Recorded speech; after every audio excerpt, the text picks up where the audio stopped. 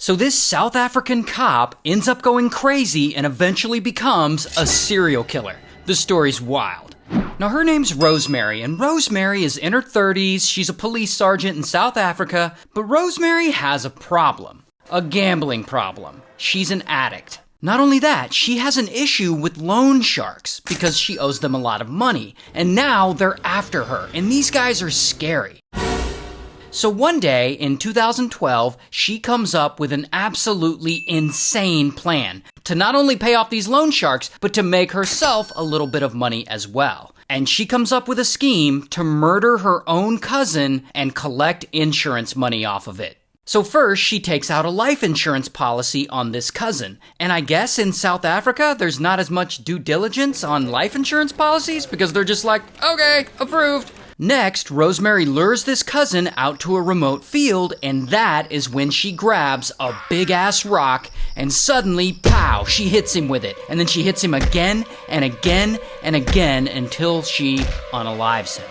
Then later, Rosemary collects the insurance payout for his death, and she gets over 131,000 rand, or about 7,000 US dollars. And I guess no one suspects it was her. Now the bad thing is, not only did she just commit murder, but her plan worked perfectly, and now she knows how to make money from unaliving people. And so she decides to keep going. 15 months later, she strikes again. One day, she sets up life and funeral insurance policies for her sister. She pretends to be her own sister, and she contacts the insurance company, and she sets up a policy. And of course, Rosemary makes the beneficiary of this policy Rosemary herself.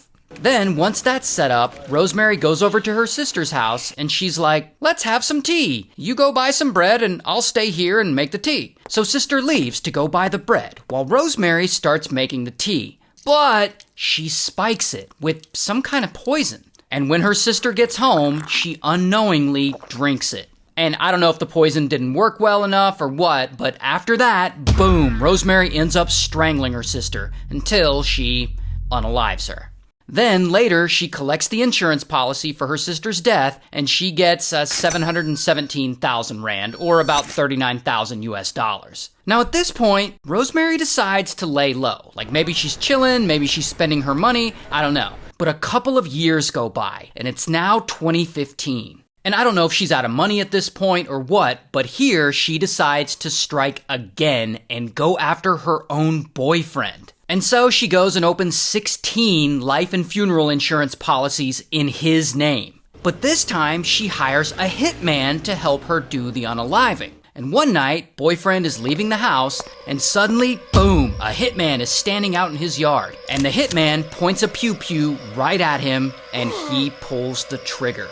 Click. Lucky for boyfriend, it jams. And then the hitman runs away. So boyfriend is safe. But then, one day, he's asleep in his bed, taking a nap. And suddenly, pow, his house catches on fire. And he wakes up in a panic, and he runs outside. And so, he makes it out alive. But later, when they investigate, they find that someone, likely Rosemary, put 4 bottles filled with fuel underneath his bed, hoping he would burn up with the house. Now, after all this chaos, this is just way too much for boyfriend to handle. Like 2 close calls with death? And so he breaks up with Rosemary and he moves out. He's like, f*** all this. But unfortunately, a few weeks later, he's out somewhere, I'm not sure where, and someone confronts him and they have a knife and pow, they stab him again and again until he's unalived.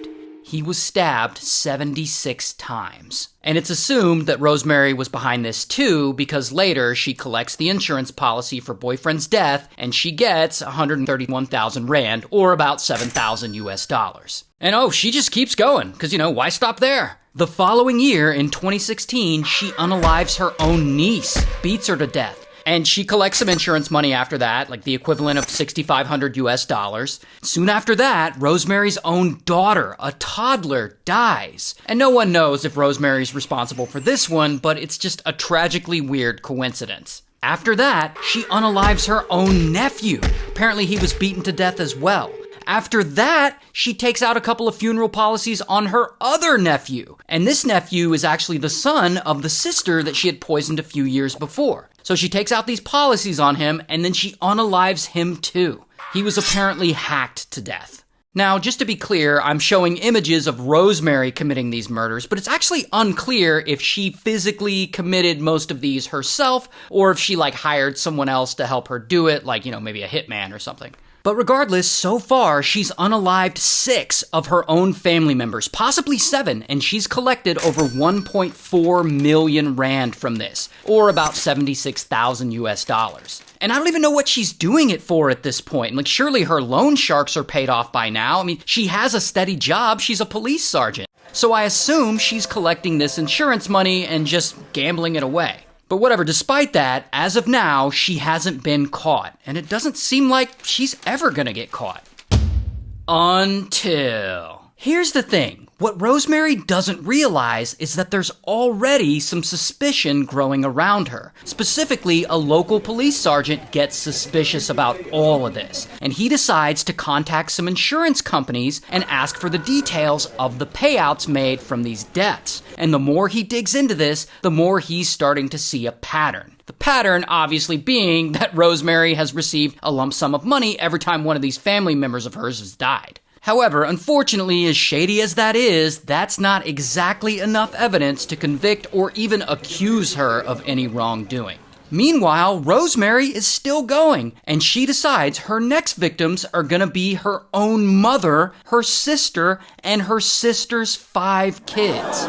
And that is a lot of people. So Rosemary decides she's gonna need some help with this, and she's gonna hire a hitman. And so she meets up with this hitman and she tells him the plan. And I guess he ends up having a conscience because bro goes right to the police and he reports her. So then the police get involved and they investigate and they set up a whole sting operation. And this hitman meets up with Rosemary again. But this time, not only is he wearing recording devices, but he's taken an undercover cop with him posing as a second hitman. And so, of course, during the meetup, they record her talking about the crime. And this is all the evidence they need. And so, bam, they arrest her.